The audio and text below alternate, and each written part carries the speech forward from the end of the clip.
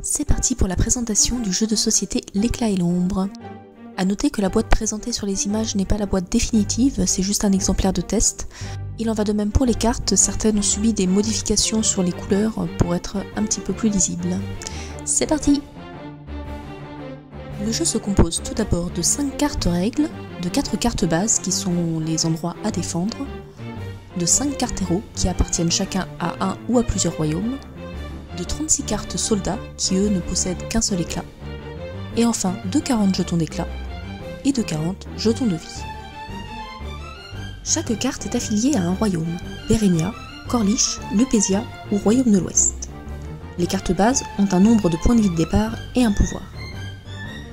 Les cartes soldats et héros ont un coût, indiqué en haut à droite, une valeur d'attaque et un nombre de points de vie.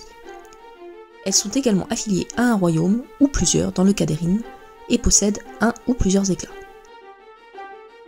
Chaque joueur commence par choisir librement une carte base, puis une carte héros et 2 cartes soldats.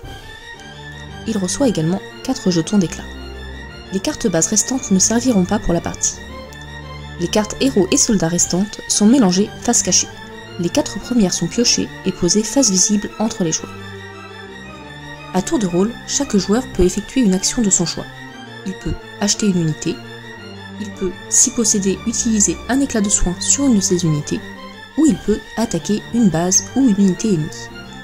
L'unité attaquante peut choisir d'utiliser ou non un de ses éclats. Si oui, cela nécessite une dépense de jetons blancs. La personne attaquée peut choisir de prendre les dégâts sur l'unité ou la base ciblée, mais elle peut aussi choisir de bloquer en interposant une unité de son choix. La personne attaquée peut elle aussi choisir d'utiliser des éclats pour se défendre. Si une unité meurt, elle est défaussée. Si une unité ou une base est blessée, on indique le nombre de blessures grâce au jeton de vie. Une unité blessée ne peut pas attaquer avant d'être soignée, à moins qu'il s'agisse d'un héros ou d'une carte soldat possédant un éclat de résistance à la douleur. Lorsqu'un joueur décide de ne plus effectuer d'action, le ou les autres joueurs ont droit à une dernière action, puis le tour se termine. On va alors redistribuer des jetons d'éclat. 2 par carte héros possédée et 1 par carte soldat possédée. Et ainsi de suite jusqu'à ce qu'il ne reste plus qu'une seule base avec des points de vie restants.